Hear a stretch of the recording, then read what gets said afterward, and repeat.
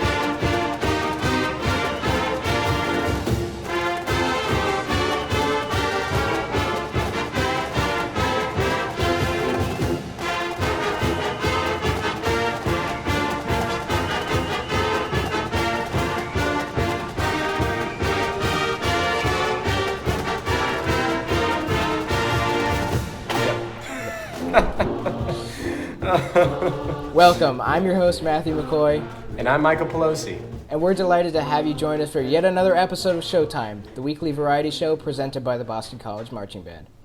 Every Saturday we'll be exploring classic and contemporary music and dance from the band, welcome special guests, introduce you to some of our members, and of course take you on a behind-the-scenes look into our program. This week, we're taking a look at some of our most memorable experiences with the Boston Pops Orchestra and our very own Connie Forum. But first, we will go to our field reporter, Chloe Andriani. Chloe is a sophomore section leader for our dance team, and right now she's going to give us the inside scoop on what to expect at Connie Forum. This is Chloe Andriani reporting to you from outside Connie Forum. Though BC's beloved Pops on the Heights performance will not be taking place in its usual form this year, members of the Boston Pops are still making music together this year.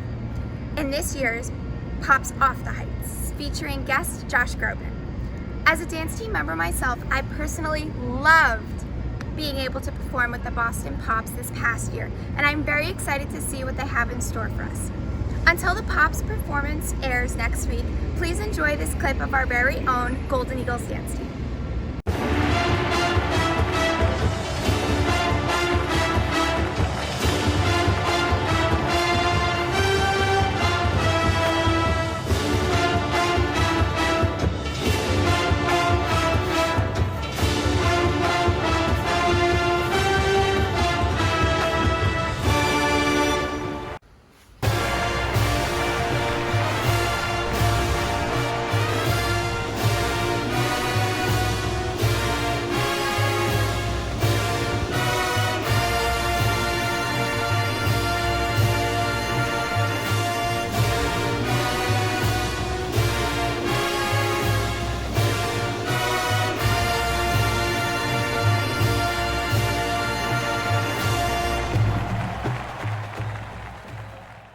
Thank you, Chloe. It's always great to be inspired by the Golden Eagles. Yes, indeed. The band has been providing similar inspiration at BC's Pops on the Heights concert for many years. The event was founded in 1993 by the late Barbara and James F. Cleary. Since that time, the fundraising concert has raised over $80 million in scholarships.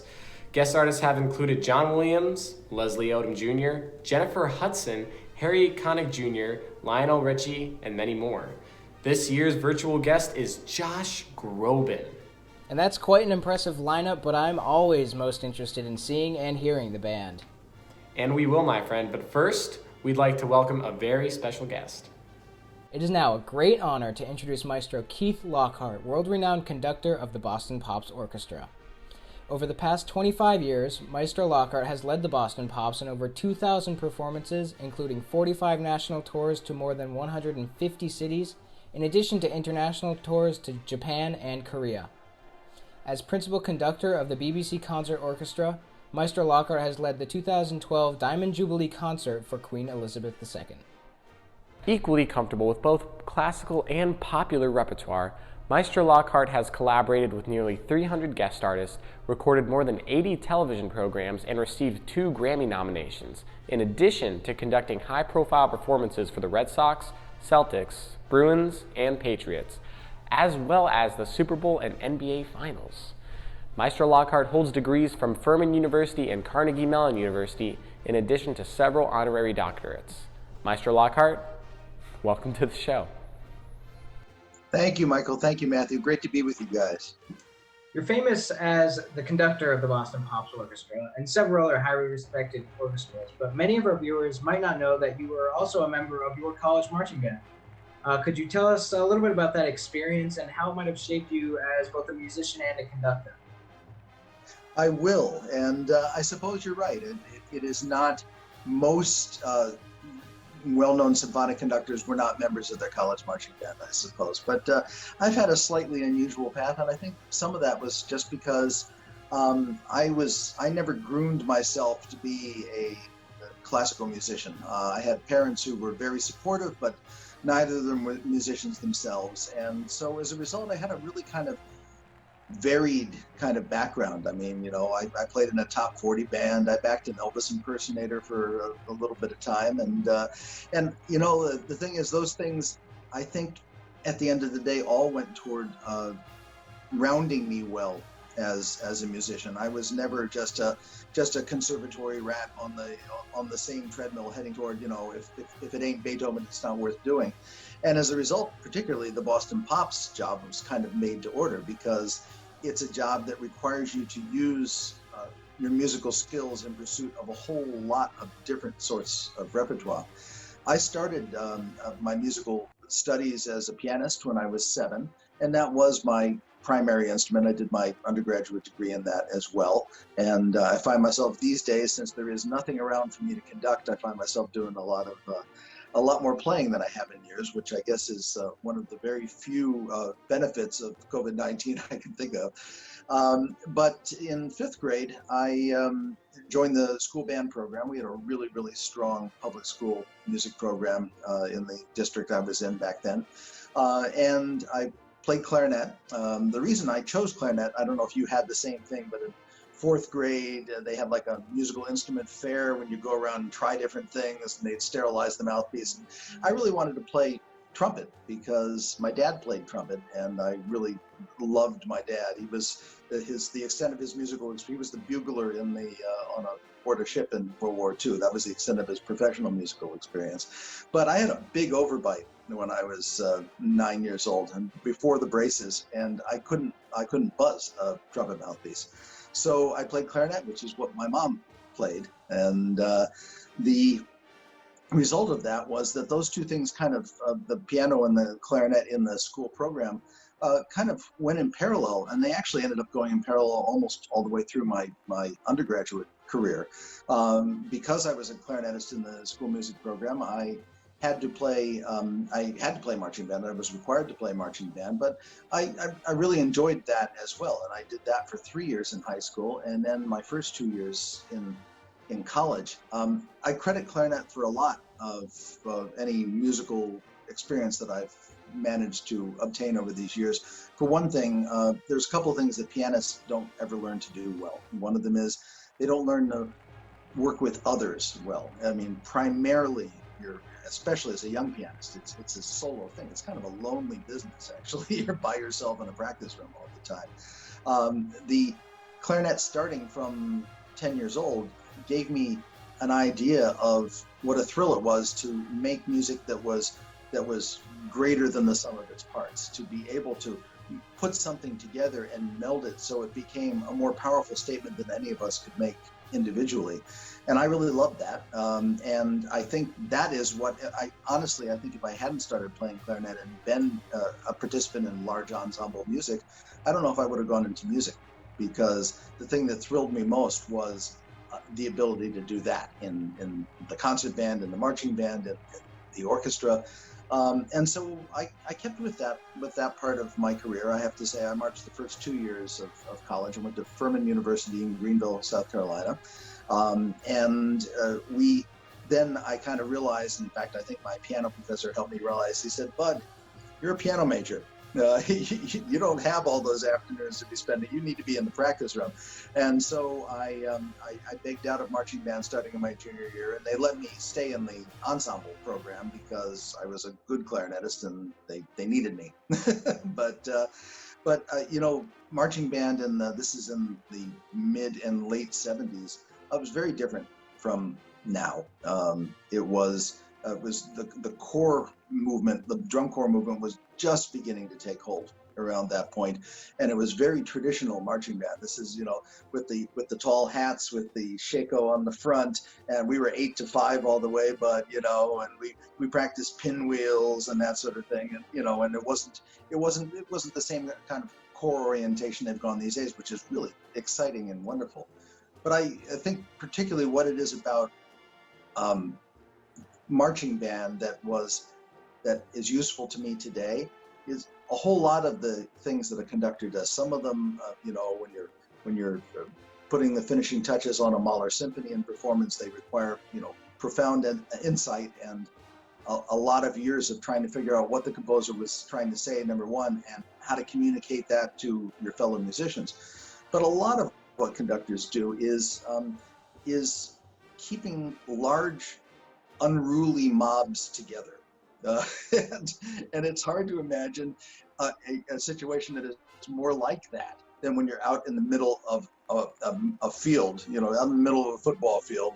It's 15 degrees out. You're trying to keep your hands warm enough. You're trying to keep your reed from freezing or your lips from freezing to the mouthpiece, and you're still trying to present something that brings everybody together. And I never conducted a marching band. I was never drum major or anything like that. But I really think of that kind of fondly as one of my first experiences with trying to make something out of something that people would look at from the outside and go, how is this ever going to come together? Let's take a quick break here to look at the evolution of the Pops on the Heights concert over the years. Here's a performance from the band from the 1994 season, only the second year of the program, and we will fast forward 20 years later to 2014 using the same performance in the same venue. Let's take a look.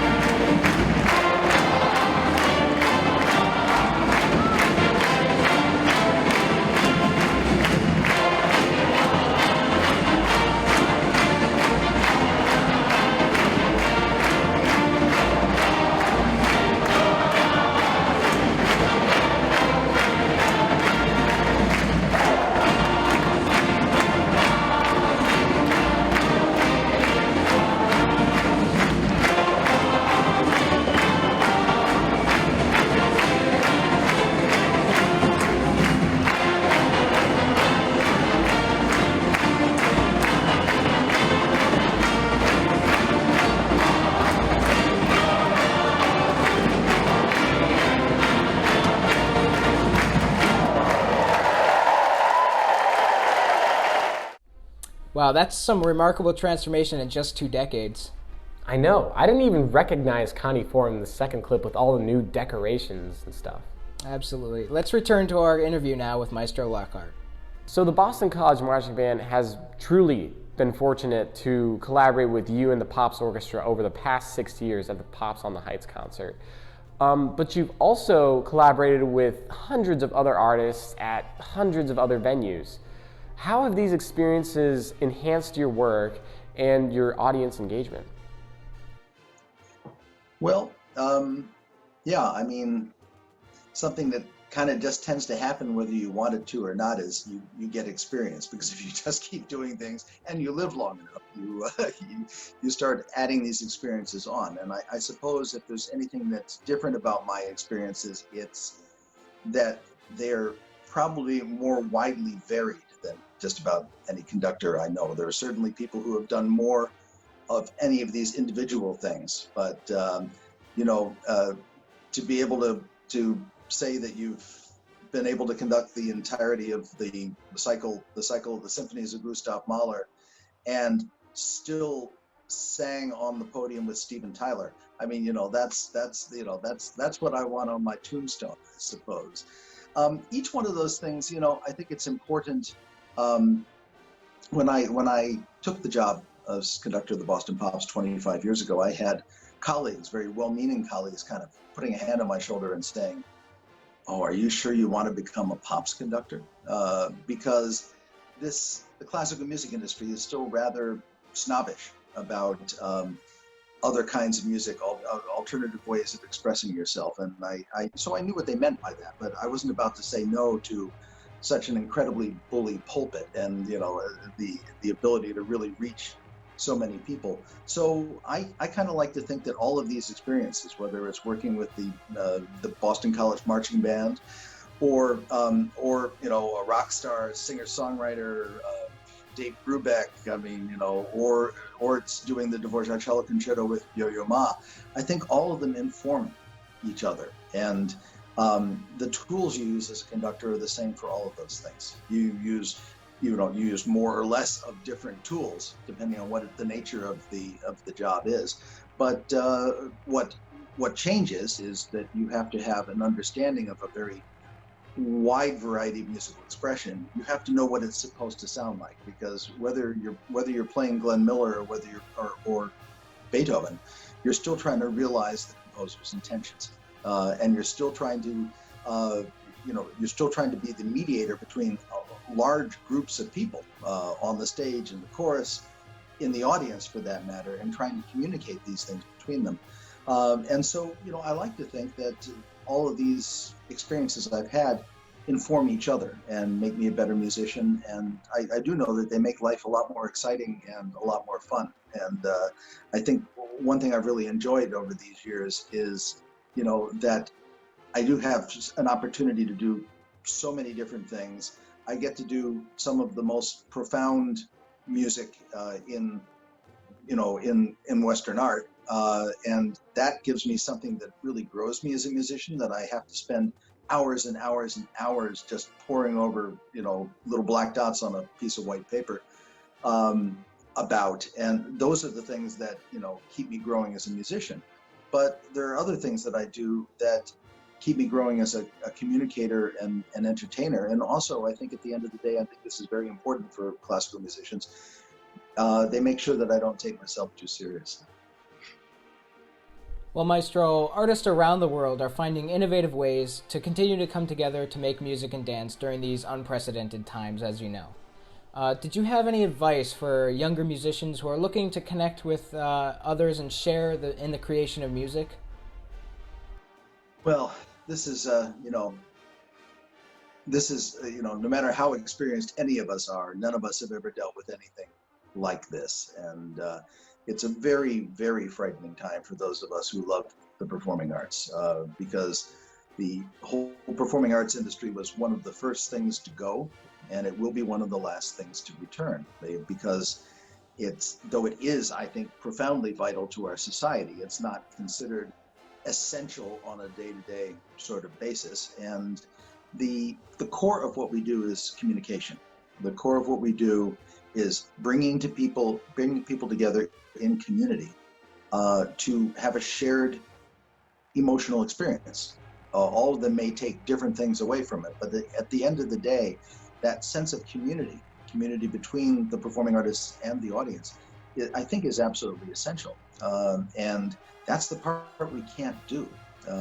People are finding really innovative ways to continue to make music, both virtually and in real time. I have a friend who's a flutist in Cambridge who her husband took the windows out of the lower part of their house, and they're playing like free concerts on a corner in the middle of Cambridge.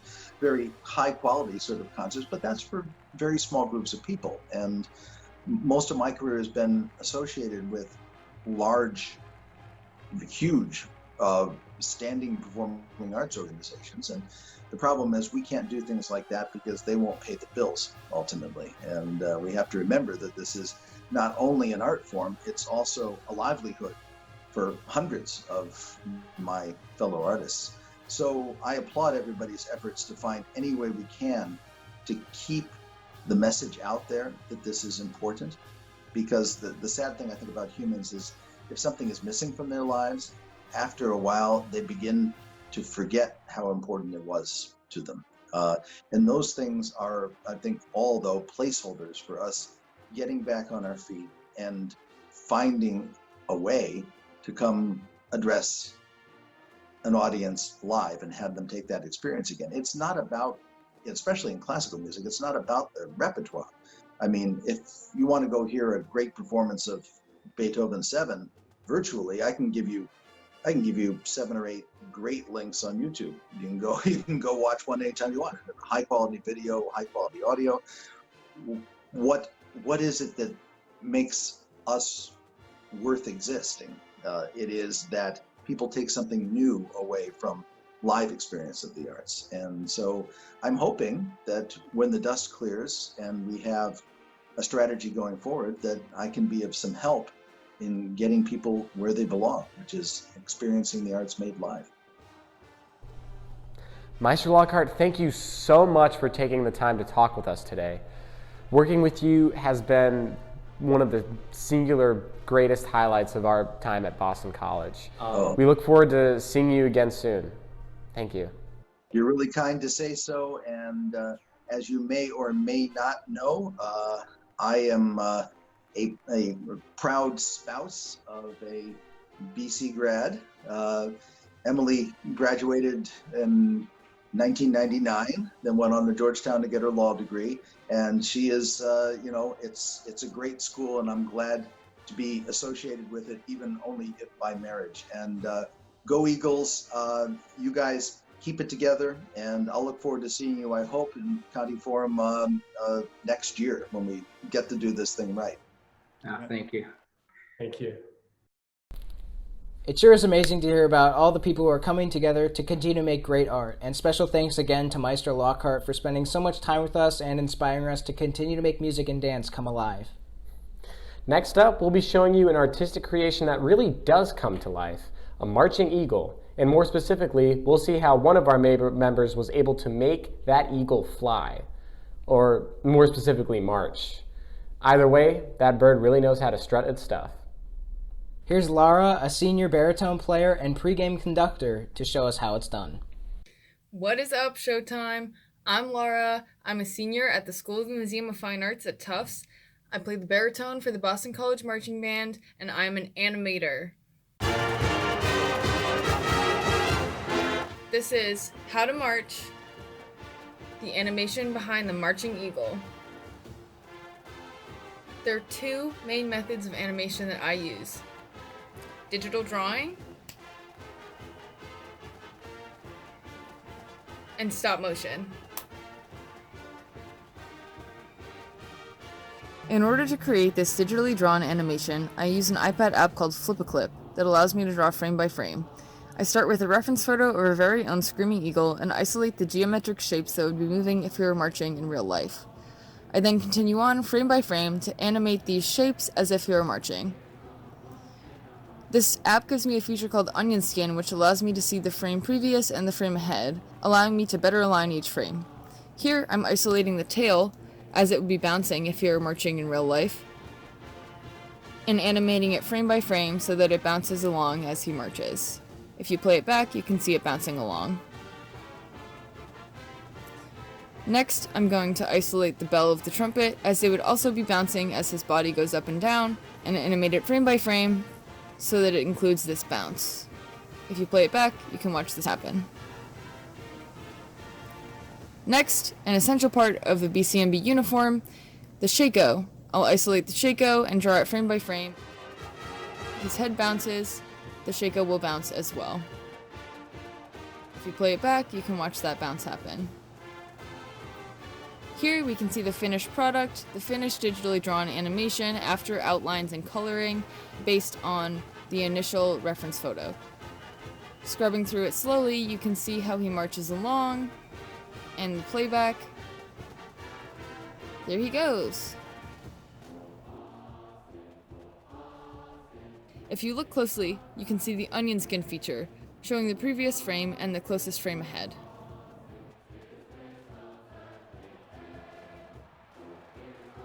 For live stop motion, the process is completely different. Here, I'm starting the process of creating a 2D flat puppet out of the screaming eagle by drawing each of its body parts and then cutting them out.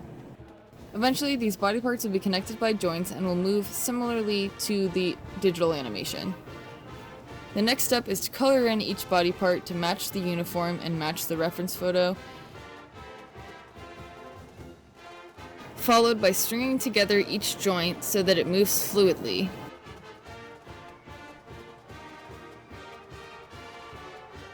Upon closer inspection, the joints are less complicated than they seem. They're made of entirely household objects, using just tape, string, and a sewing needle, in order to string, no pun intended, the joints together and create a fluid 2D flat puppet. Here, I'm starting the process of actually animating this puppet, referencing the initial digital animation and using a software called Dragon Frame that I connect to my camera and use to shoot each shot frame by frame. Once this is done, voila, we have our animations. Now that you guys are in on the animator's secrets, go forth and start animating on your own. Thank you for listening and enjoy ShowTime. Well, she certainly makes it look easy. Matt, it is easy. Look what I did over the break. It's Marching Eagle. Nice. Maybe we should just leave the art to Laura. If you say so, Matt. Well, we've now been asked by the highbrow section to share this segment with you. Do you have any idea what that's about, Michael? Not a clue. I was hoping you would be able to shed some light on the topic. Looks like we'll just have to find out.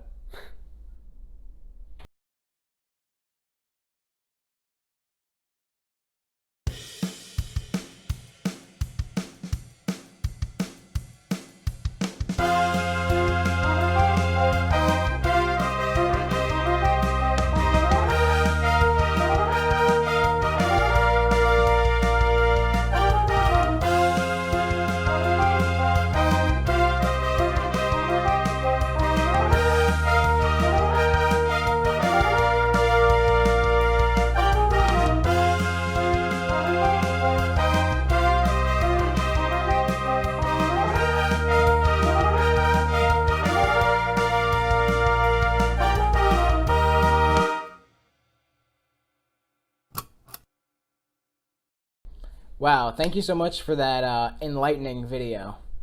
Oh yeah, Matt. You bet I'll remember this one. It's now back to our reporter in the field, Chloe Andriani, who's here to share a very special initiative for our upcoming dance episode of ShowTime. Thank you guys. This next segment goes out to our younger viewers and aspiring dancers. If you would like to dance with the dance team in our next ShowTime episode, now's your chance. I will be showing you one of our favorite dances, I Want You Back by the Jackson 5. All you have to do is follow along, record yourself, and submit it to bands@bc.edu with the subject line, Dancer for a Day by September 21st. All right, you ready? Here we go. To begin, you're gonna start with your hands together.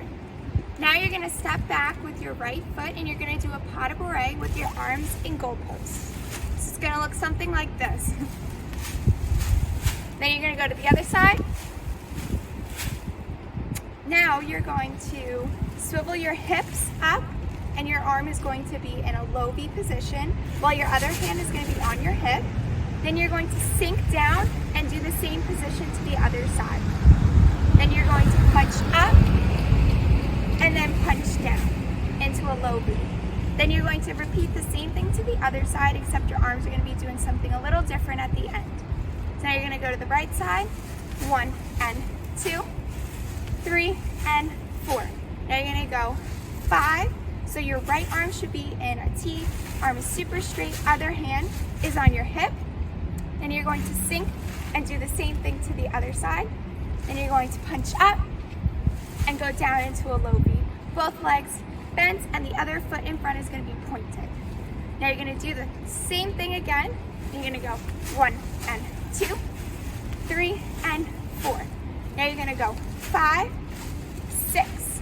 So this time your right arm is going to be in a high V position, other hand is still on your hip. Then you're going to sink and do the same thing to the other side. Now you're going to slice that arm up and sink back down and plie with your arms in a low V position. Then you're going to do the pas de bourrées one more time. 1 and 2, 3 and 4. From here, your left foot should be in front, bent, and the other leg, your right leg, should be straightened.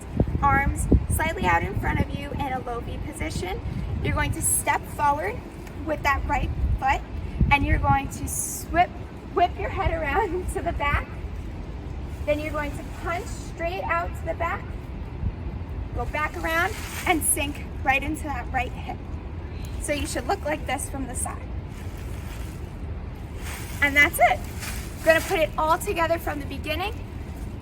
We have 5, 6, 7, 8. 1 and 2, 3 and 4. 5, 6, 7, 8. 1 and 2, 3 and 4. 5, 6, 7, 8. 1 and 2, 3 and 4. 5, 6, 7, 8. 1 and 2, 3 and 4. 5, 6, 7, sink, 8. Clean. And then you could do a little shimmer at the end.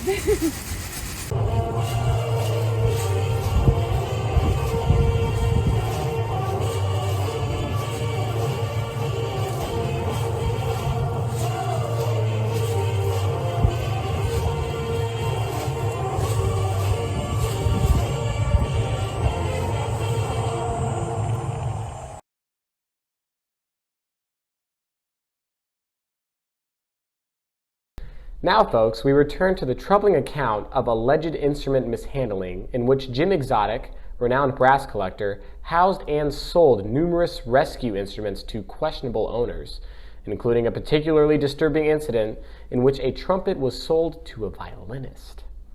Disturbing does not even begin to cover it, Michael. I think you gotta take those glasses off. It's time to get serious. No. Now, after the situation came to the attention of an instruments rights activist, Carol Baskin, she intervened to the best of her ability, but the notoriously irritable Exotic became unhinged, especially after an earth-shattering revelation was made. And last we saw, Jim Exotic was being forcibly removed from his home, but much was left unexplained. We now turn to Ben Hetherington in the field for the most up-to-date details regarding this. Thank you, Michael. Let me tell you, there was quite a scene today outside of the Florida State Prison facility. Right over here. Get off. I didn't do anything. Shortly after the hype of Exotic's instrumental misconduct allegation had fallen flat, things intensified tenfold. A daring rescue attempt for a young boy's piccolo revealed the extent of Exotic's abuse. I need Miss Baskin's help. I need guidance. My piccolo's been stolen. This cruel world is way too much to bear. Without my piccolo, I'm nothing. We're in contact with her, but we need to know, was there anything unusual about the scene when you woke up? Try your best to think. Well, now that you think about it, I did see long blonde hair and a smear of dirty valve oil near my case. Interesting, I'll let her know. And that's the whole story. The only thing that he saw suspicious was, quote, a long blonde hair and a smear of dirty valve oil near the case. It's Jim Exotic. According to Baskin herself, along with reports from a private investigator, Exotic was found with a stolen piccolo in hand. Apart from mild tuning issues, it's assumed to be in pretty good health. As for Exotic, prison doesn't seem to be treating him too well, as indicated by phone calls exclusively obtained by News Channel 5. Let's take a listen. This is a collect call from Chestnut Hill Penitentiary. The caller, Jim Exotic, would like to speak to you. Charges may apply. Well, here's the deal. The other inmates are giving me a hard time. They're saying things like, brass cruelty is mean, and you shouldn't steal woodwinds, it's bad. But I'm just like, nah. The fact of the matter is just this. In the end, they got the wrong guy. I love saving instruments, but instead, here I am in financial ruins because of those darn kids and that crazy cat lady. I know, y'all want to get mad at me. Do it. I dare ya. But are the instruments happy? Who knows? What sure is, I'll be back. You can count on that. However, we're happy to report, along with Exotic's apprehension, the piccolist is reported to be in stable condition after his retrieval of the beloved woodwind.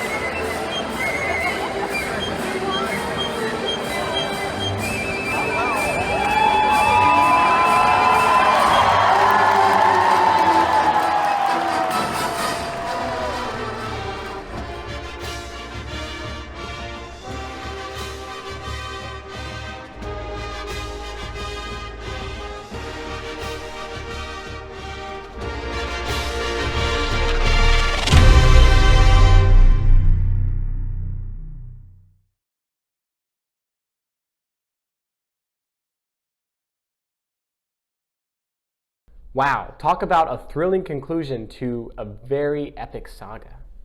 It's always great to see another happy ending in the Boston College Marching Band. And I'm sure Logan is so relieved that he finally got his piccolo back and Jim Exotic is now safely behind bars. But for how long? We just can't be sure. And now, it's time for our Senior Spotlight. Each week we like to recognize one of our seniors, and this week that senior is Paige Ebanks.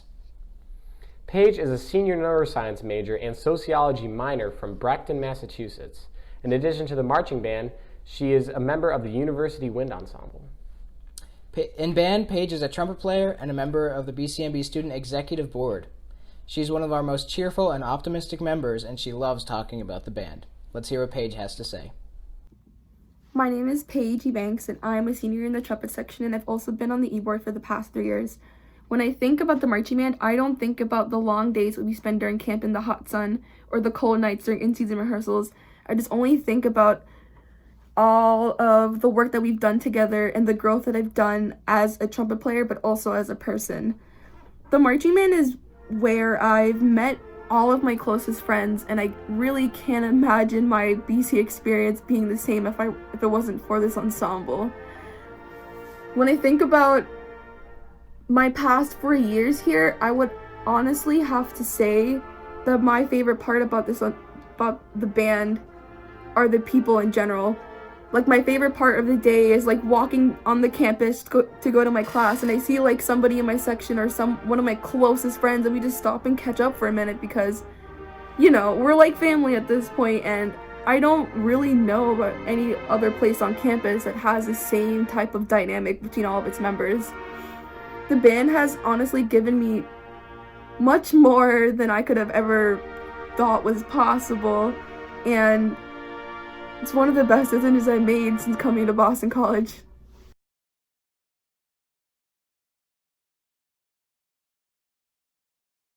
For this week's historic BC band performance, it seems fitting that we take a look back at a full performance of Stars and Stripes Forever at Pops on the Heights. The first collaboration with the Pops began in 2014 with BCMB piccolo soloist Jamie Chang. Jamie initially agreed to the performance with the expectation that she would be sitting with the orchestra and performing with the Pops piccolo section. Unbeknownst to her, she was actually made the soloist and put under the spotlight in front of the stage. Jamie's stunning performance made the piccolo solo a BC band tradition. Tonight, we'll take a look at a performance a few years later with BCMB piccolo soloist Lauren Lynn. Lauren is also a Fulbright scholar and is currently attending Yale Law School. Why are the smartest kids always in band? I don't know, Matt. Anyway, here's Stars and Stripes Forever with the Boston College Marching Band and the Boston Pops Orchestra under the direction of Maestro Keith Lockhart.